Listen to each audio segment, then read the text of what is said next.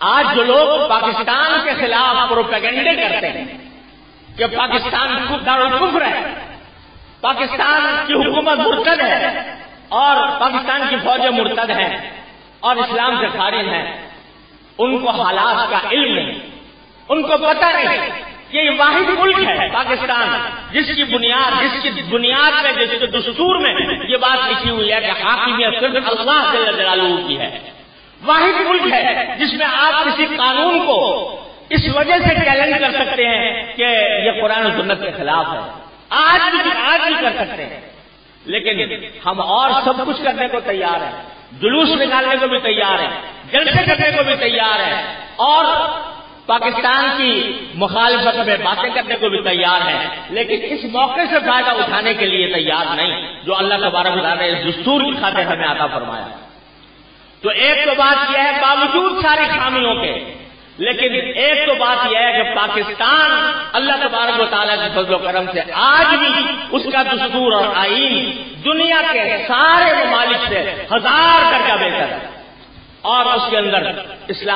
اسلام کی بالادستی کو تسلیم کیا گیا ہے۔ دوسرے،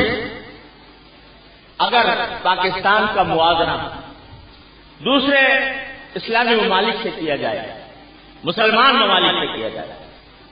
تو اس کے لحاظ سے بھی اللہ تبارک و تعالیٰ نے پاکستان کو ہمارے لیے ایک عظیم نعمت بنایا۔ آپ پاکستان سے ہٹ کر کسی بھی مسلمان ملک میں چلے جائیے، وہاں جمعہ کے خطبے میں، جمعہ کی تقریر میں آپ اپنے دل کی بات نہیں کہہ سکتے، آپ کو چھپی ہوئی تقریریں ملیں گی، حکومت کی طرف سے بھیجی ہوئی تقریریں ملیں گی اور اس کے اندر آپ اس بات کے پابند ہوں گے کہ جو حکومت نے کہا، جو ہدایات دی ہیں، آپ خطبے کے اندر صرف وہ بیان کریں۔ آپ وہاں حکومت پر تنقید نہیں کر سکتے، آپ وہاں حکومت کے کسی غلط اقدام کے اوپر کوئی احتجاج نہیں کر سکتے، کوئی مطالبہ نہیں کر سکتے۔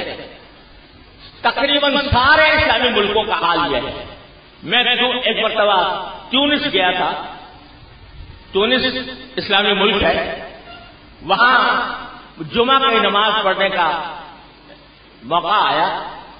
تو میں نے دیکھا کہ مسجد میں جب میں گیا، خطبے کا وقت آیا تو امام صاحب کا کے دونوں خطبے صرف سربراہ حکومت کی تعریف پر مشتمل تھے۔ پہلے خطبہ بھی اور دوسرا خطبہ بھی، سوائے صلاۃ و سلام کے، حمد و صلاۃ کے، اور باقی سارا موضوع وہی تھا۔ میں نے بعد میں لوگوں سے پوچھا کہ بھائی میں نے یہ منظر دیکھا آج کہ میں نے آج تک کہیں کسی جگہ پر جمعہ کے خطبے میں یہ صورتحال نہیں دیکھی، تو لوگوں نے بتایا کہ یہ خطبہ حکومت کی طرف سے تمام مسجدوں کے اندر بھیجا گیا ہے اور اس بات کا پابند بنایا گیا ہے کہ اسی خطبے کو پڑھا جائے، لہذا آج صرف اس ایک مسجد میں نہیں بلکہ ملک کی ساری مسجدوں کے اندر یہ خطبہ پڑھا جائے اور کسی کی مجال نہیں ہے کہ اس کے خلاف کوئی اور بات کرے۔ اسلامی ملکوں میں صورتحال یہ ہے کہ جب آپ جمعہ کی تقریر کرتے ہیں پوری تقریر ریکارڈ ہوتی ہے اور اس کی ویڈیو بیٹھے ہوئے لوگ سن رہے ہوتے ہیں کہ کس سے کیا بات کریں۔ اللہ تبارک و تعالیٰ نے اپنے فضل و کرم سے ہمیں آزادی عطا فرمائی، ہم اپنے ضمیر کے مطابق اپنی بات کہہ سکتے ہیں۔ یہ بات آپ کو کہیں نظر نہیں آئے گی، کسی دوسرے مسلمان ملک میں نظر نہیں آئے گی جو اللہ تبارک و تعالیٰ نے ہمیں عطا فرمایا، اور اسی کی وجہ سے الحمدللہ ہم اس لائق ہیں کہ اگر جو ہماری یہ بے شک اسلامی دستور ہمارا اسلامی ہے، بحثیت مجموعی اسلامی ہے اور اس کے اندر بہت سی خامیاں بھی ہیں اور ہمارے عمل میں بہت ساری خامیاں ہیں، لیکن ان خامیوں کی اصلاح کے لیے جد و جہد کا راستہ کھلا ہوا ہے۔ اگر ہم اس کے لیے صحیح خطوط پر جد و جہد کرنا چاہیں تو ہمارا کوئی ہاتھ روکنے والا نہیں ہے۔ اللہ تبارک و تعالیٰ سے فضل و کرم سے یہ نعمت ہمیں عطا فرمائی۔ ٹھیک ہے، بدعملیوں کا ایک لامتناہی سیلاب ہے، حکومت میں بھی اور عوام میں بھی اور سیاسی پارٹیوں میں بھی بدعملیوں کا ایک سیلاب ہے، اس میں کوئی شک نہیں، اور یہی وجہ ہے کہ چونکہ ہم اس بدعملی میں مبتلا ہیں، لہذا پاکستان کے قیام کے جو صحیح ثمرات ہونے چاہیے تھے، جو صحیح نتائج ہونے چاہیے تھے، ابھی تک ہمیں حاصل نہیں ہوئے، وہ ہماری اس بدعملی کی وجہ سے ہے۔ لیکن خوب سمجھ لیجیے، اس بدعملی کی وجہ سے جو لوگ یہ کہتے ہیں کہ پاکستان مرتد ہے، پاکستان کی حکومت مرتد ہے، جو حکومت کے ساتھ تعلق رکھنے والے ہیں وہ مرتد ہیں، جو پاکستان کی فوج پاکستان کا دفاع کرتی ہے وہ مرتد ہے، یہ اتنا بڑا مغالطہ ہے کہ جو گمراہی کی حد تک پہنچتا ہے۔ اس کی مثال وہ سمجھیے کہ جب پاکستان کے دستور کا افسوس ہے کہ لوگوں نے غور سے مطالعہ ہی نہیں کیا، اگر پاکستان کے دستور کا کو سامنے رکھا جائے تو پاکستان کی مثال اس شخص کی ہے جس نے کلمہ اشہد اللہ الہ الا اللہ اشہد ان محمد رسول اللہ پڑھ لیا، وہ کلمہ پڑھ کر مسلمان ہو گئے، اس کو مرتد کہنا، اس کو کافر کہنا ہرگز جائز نہیں۔ البتہ اگر وہ کلمہ پڑھ کر بدعملی میں مبتلا ہے تو اس کو بدعمل کہہ سکتے ہیں، گناہگار کہہ سکتے ہیں، فاسق بھی کہہ سکتے ہیں، لیکن اس کو کافر کہنا یا اس کو مرتد کہنا یہ ایسا ہی ہے جیسے خوارج اور معتزلہ کے بارے میں ہے کہ وہ ذرا سے گناہ کی بنیاد پر لوگوں کی تکفیر کر دیتے تھے۔ لہذا خدا کے لیے اس زبردست مغالطے سے خود بھی اپنے آپ کو بچائیں اور دوسروں کو بھی بچانے کی کوشش کریں۔ اللہ کے جلالہ کی عظیم نعمت ہے پاکستان، اس عظیم نعمت کا شکر ادا کریں، اس کی قدر کریں۔ دنیا کے اندر ہر قوم اپنے ملک کے ساتھ محبت رکھتی ہے، دنیا کی ہر قوم اپنے ملک کے پرچم کو ایک احترام کی نظر سے دیکھتی ہے اور اس کے اوپر اللہ کا شکر ادا کرتی ہے۔ لیکن ہمارے ہاں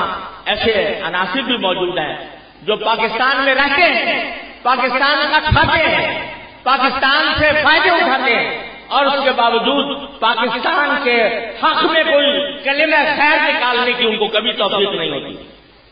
اور وہ پاکستان کے بارے میں بری باتیں کرتے رہتے ہیں، اور ان کو اگر پاکستان خدا نہ کرے پاکستان کو کوئی نقصان پہنچے تو ان کو کوئی دکھ نہیں ہوتا، ان کو اس سے کوئی تکلیف نہیں ہوتی، ان کو شاید خوشی میسر آتی ہے کہ پاکستان نہ رہے۔ میں ابھی کل میرے پاس ایک ٹیلی فون آیا ایک صاحب کا، اور انہوں نے فرمایا کہ ہمیں یہ اطلاع ملی ہے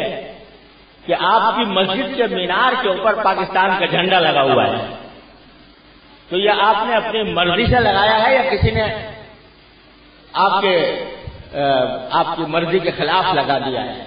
یعنی ان کا انداز یہ تھا کہ گویا آپ جیسے مسلمان آدمی اس کو یہ کہاں آپ ان سے یہ بات ممکن ہے کہ انہوں نے اپنی مسجد کے اوپر پاکستان کا جھنڈا لگایا؟ ان کو پاکستان کا جھنڈا یہ دین سے، اسلام سے اور اسلام کے تقاضوں سے پاکستان کا جھنڈا وہ ان کو برا لگتا ہے۔ تو میں نے بڑے افسوس کے ساتھ ان سے کہا کہ آپ کو کیا، اگر فرض کرو اول تو معراج کے برابر میں جو وہ کھڑی ہیں اس کے اوپر جھنڈا لگایا گیا ہے، لیکن اگر فرض کرو مینار کے اوپر بھی لگایا گیا ہوتا تو آپ کو کیا تکلیف تھی؟ پاکستان کے مسجد کے مینار پر کوئی فسق و فجور کا اعلان کیا جا رہا ہے؟ پاکستان کا جھنڈا ہے، اس پاکستان کا جھنڈا ہے جو اسلام کے نام پر قائم ہوا، جس نے حاکمیت اعلیٰ اللہ کی تسلیم کی ہے، اس کا جھنڈا ہے۔ اگر وہ مسجد پر لگایا جاتا ہے یا مدرسے پر لگایا جاتا ہے تو اس سے آپ کو کیا تکلیف ہے؟ اس لیے میں بہت ہی دردمندی کے ساتھ اس موقع پر یہ گزارش کرنا چاہتا ہوں کہ خدا کے لیے اس ملک کی قدر کریں، اس ملک سے محبت کریں، اس ملک کو بہتر بنانے کی کوشش کریں، اور جو نعرے پاکستان کے خلاف، پاکستان کے مرتد ہونے کے نعرے، پاکستان کی حکومت اور فوج کے مرتد ہونے کے نعرے مختلف جگہوں پر لگائے جاتے ہیں، خدا کے لیے ان نعروں سے اپنے آپ کو خود بھی بچائیں اور دوسروں کو بھی بچائیں۔ الحمدللہ ساری خرابیوں کے باوجود آج بھی میں پورے اعتماد کے ساتھ کہتا ہوں، اور میں وہ شخص ہوں جتنے دنیا بہت دیکھی ہے، اور مسلمان ممالک میں سوائے اکا دکا ایک دو ملکوں کے کوئی ملک نہیں چھوڑا جہاں میں گیا نہ ہوں، جہاں کے حالات سے واقفیت نہ ہو، جہاں کے علماء سے، جہاں کے دانشوروں سے ملاقاتیں نہ ہوں، ان کے حالات سے باخبر نہ ہوں، ان سب کو دیکھنے کے بعد میں آج کہتا ہوں کہ الحمدللہ پاکستان آج بھی باوجود اپنے تمام خامیوں کے آج بھی پاکستان دنیا کا واحد ملک ہے جو اللہ تعالیٰ کے فضل و کرم سے اسلام کے نام پر قائم ہوا اور جس میں اللہ تبارک تعالیٰ کی حاکمیت تسلیم کی گئی، اور اس کی اگر ہم نے قدر نہ کی، اگر ہم نے اس سے محبت نہ کی، اگر ہم نے اس کی تعمیر و ترقی کے لیے کوشش نہ کی، تو پھر یہ کفران نعمت ایسا ہے کہ جس کی معافی مشکل ہے۔ اللہ تبارک و تعالیٰ اپنے فضل و کرم سے ہم سب کو اس کفران نعمت سے محفوظ رکھے۔ وآخر دعوانا الحمدللہ۔